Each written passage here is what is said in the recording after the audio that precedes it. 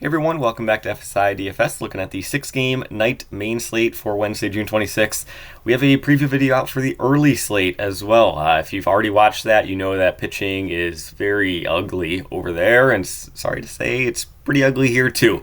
You see a couple of rain icons. I don't think that rain's going to be too much of an issue really at all. No postponements. If anything, a slight delay, but it seems to be good to go. All right, let's just dive in to this just ugliness. So Luis Gil, he's the only pitcher priced above 8.8K. As you can see, he got absolutely torched last start out against Baltimore. 7 earned runs in just 1.1 innings pitched. In that 1 inning of play, he allowed more earned runs than he had in his previous 8 starts combined. So I'm not looking too much into that. He's been dominant all season long. He's going to be, in a nice pitcher's ballpark. It's going to be hot in New York though, and the Mets offensively, they've been doing much better as of late. But still, regardless of everything, I feel that Luis Gil, especially in cash games, you're just going to go up and you're going to pay for that 10.3 salary price tag. If you really don't want to do that, I feel like people are just going to go down to Gavin Stone here at 8.8.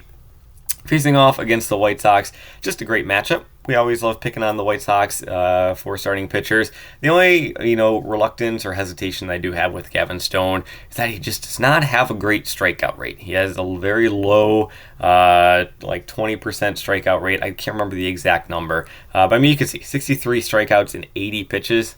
That's not good. Very, very low K per 9. And he's been having a little bit of a command issue as of late and walking a couple of guys every single start. So that's my main hesitation, but still, with the matchup and everything else on the board, I still feel that Gavin Stone is going to see quite a bit of ownership. Wisniewski, he's going to be a fade for me.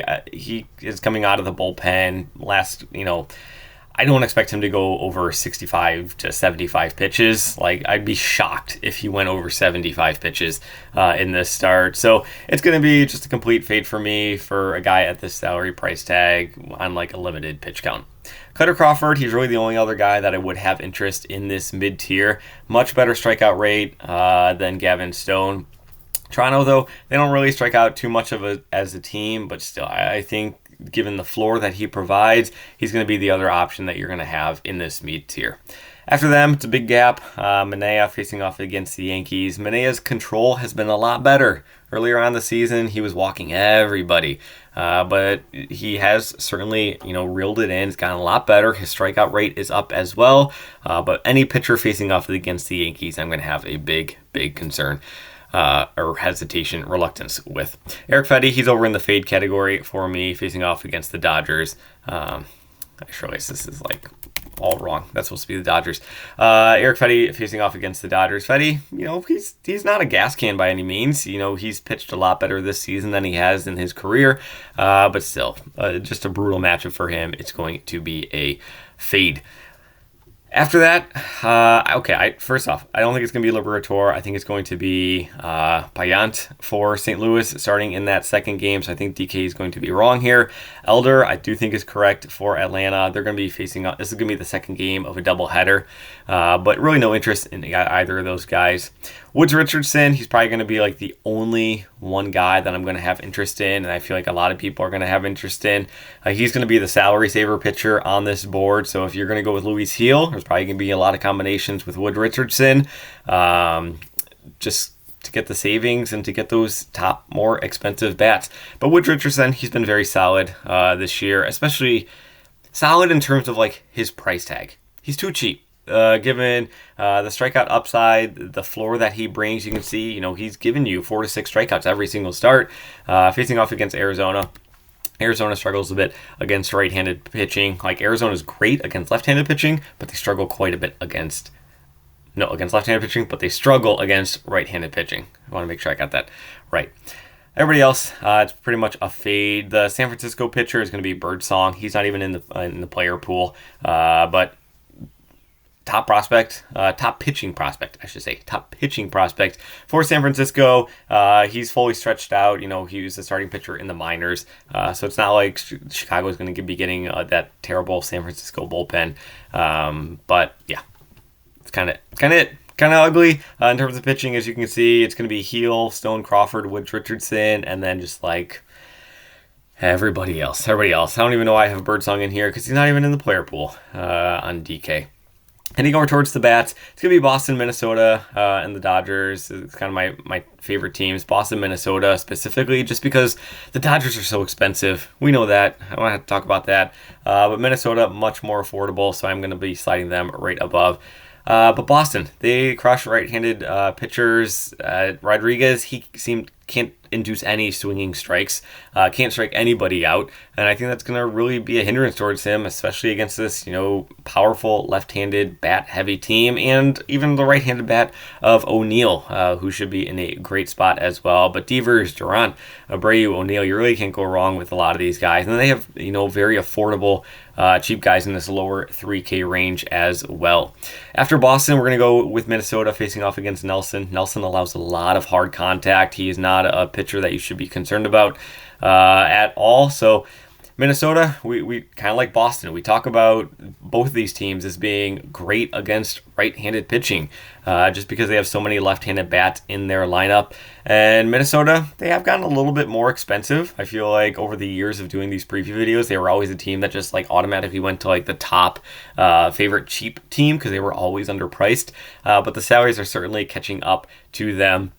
Royce Lewis certainly always in play, but guys like Castro, Kepler, Larnack, they just have so many lefties that can really get to Nelson and just the hard contact that he allows. Going over to GPP, it's going to be hot in New York, like I mentioned. I really think that the Yankees are going to be my favorite GPP play. A little bit more expensive, which is kind of why they're also going to be a little bit more difficult to jam in, especially if you are going to a guy like Louis Heel as your starting pitcher. But they're facing off against Sean Manaea.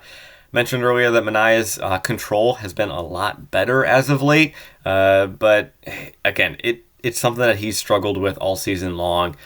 So if he goes back to what he has been doing and he induces a lot of walks, this Yankees team certainly has the power, certainly has the capability of taking advantage of that and really just breaking a slate.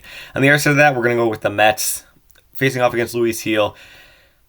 I think we can agree, he definitely overperformed. I mean, he is a solid pitcher, but I do think he was overperforming quite a bit for a long stretch. And maybe reality has set in. Maybe it's going to, get into his mind oh man, I can get torched, the Mets are not the Baltimore offense that he got destroyed against. But still, I think that was his first bad start in how long? Let's pull it up. I have him on my season-long team, and it seemed like every single start was just awesome. So it was his first bad start since April 26th. Since April. And that honestly wasn't the worst start. But he did come back, did very well.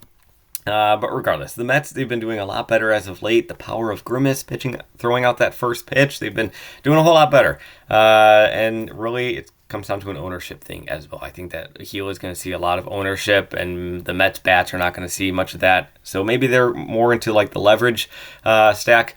But I do think that Arizona is going to be a better leverage stack just because Whit Richardson is going to see a lot of ownership, just being the only cheap guy.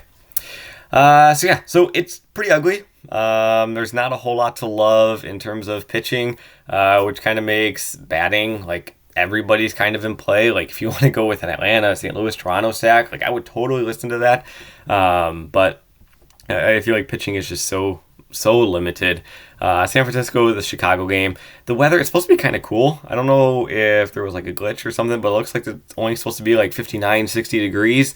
So it's going to be pretty cool comparatively to the all 3-hour games. It's already a pitcher's park, so I really don't have much interest in either of these teams at bats. So hopefully this is able to just kind of guide you in the right direction. And yeah, go check out that early slate if you haven't already. And yeah, good luck in your contests. Thank you as always for watching. Mega Ruler will be back tomorrow for the Thursday slate, and we'll see you then.